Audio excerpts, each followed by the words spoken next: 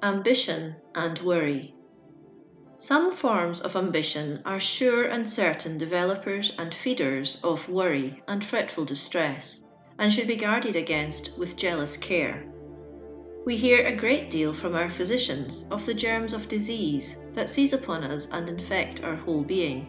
But not all the disease germs that ever infected a race are so demoralizing to one's peace and joy as are the germs of such deadly mental diseases as those of envy, malice, covetousness, ambition, and the like. Ambition, like wine, is a mocker. It is a vain deluder of men. It takes an elevated position and beckons to you to rise, that you may be seen and flattered of men.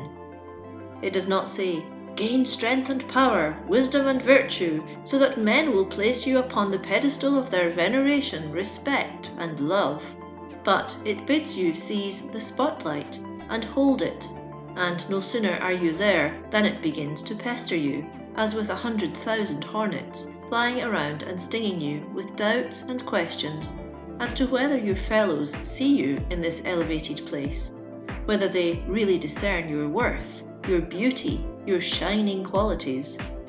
And furthermore, it quickens your hearing and bids you strain to listen to what they say about you. And as you do so, you are pricked, stabbed, wounded by their slighting and jeering remarks, their scornful comments upon your impertinent and impudent arrogance at daring to take such a place, and their open denial of your possession of any of the qualities which would entitle you to so honoured a position in the eyes of men. Then too it must be recalled that when fired with the desires of this mocker, ambition, one is inclined, in his selfish absorption, to be ruthless in his dealings with others. It is so easy to trample upon others when a siren is beckoning you to climb higher, and your ears are eagerly listening to her seductive phrases. With her song in your ears, you cannot hear the wails of anguish of others, upon whose rights and life you trample, the manly rebukes of those you wound, or the stern remonstrances of those who bid you heed your course.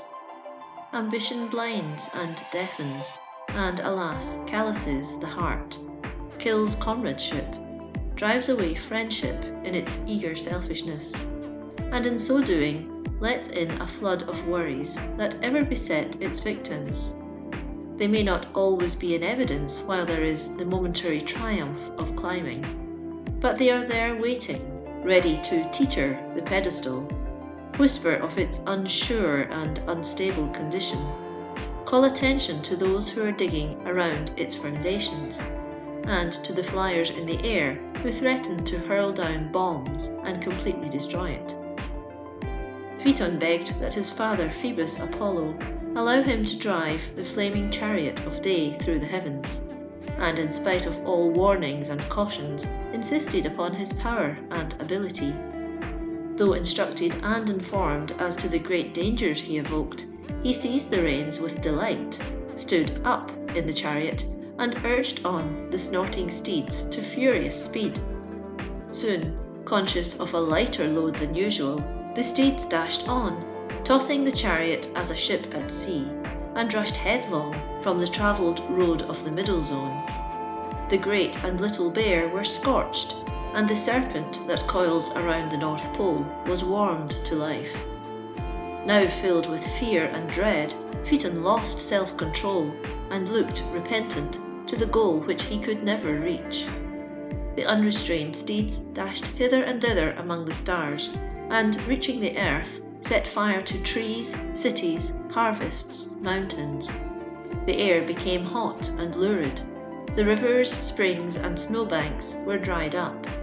The earth then cried out in her agony to Jupiter for relief, and he launched a thunderbolt at the now cowed and broken-hearted driver, which not only struck him from the seat he had dishonoured, but also out of existence. The old mythologists were no fools. They saw the worries, the dangers, the sure end of ambition. They wrote their cautions and warnings against it in this graphic story. Why will men and women, for the sake of an uncertain and unsure goal, tempt the fates, and at the same time surely bring upon themselves 1,000 unnecessary worries that sting, nag, taunt, fret, and distress. Far better seek a goal of certainty, a harbour of sureness, in the doing of kindly deeds, noble actions, unselfish devotion to the uplift of others. In this mad rush of ambitious selfishness, such a life aim may seem chimerical, yet it is the only aim that will reach, attain, endure. For all earthly fame, ambitious attainment, honour, glory, is evanescent and temporary. Like the wealth of the miser, it must be left behind. There is no pocket in any shroud yet devised which will convey wealth across the river of death, and no man's honours and fame but that fade in the clear light of the Spirit that shines in the land beyond.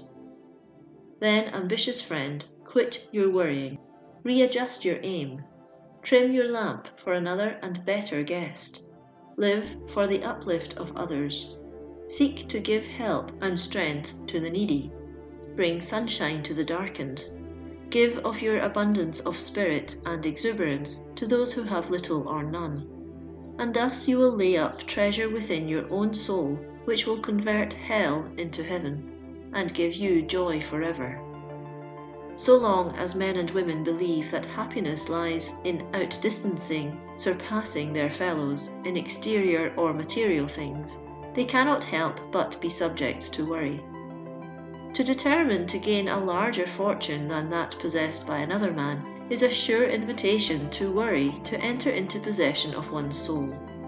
Who has not seen the vain struggles, the distress, the worry of unsatisfied ambitions that would have amounted to nothing had they been gratified? In women's clubs as well as men's, many a heartache is caused because some other woman gains an office, is elected to a position, is appointed on a committee you had coveted. The remedy for this kind of worry is to change the aim of life. Instead of making position, fame, the attainment of fortune, office, a fine house, an automobile, the object of existence, make the doing of something worthy a noble manhood or womanhood the object of your ambition. Strive to make yourself worthy to be the best president your club has ever had. Endeavour to be the finest equipped mentally for the work that is to be done, whether you are chosen to do it or not. And keep on and still on, finding your joy in the work, in the benefit it is to yourself, in the power it is storing up within you. Then, as sure as the sun shines, the time will come when you will be chosen to do the needed work. Your own will come to you. Nothing can hinder it.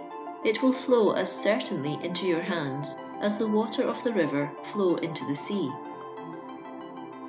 End of chapter 14.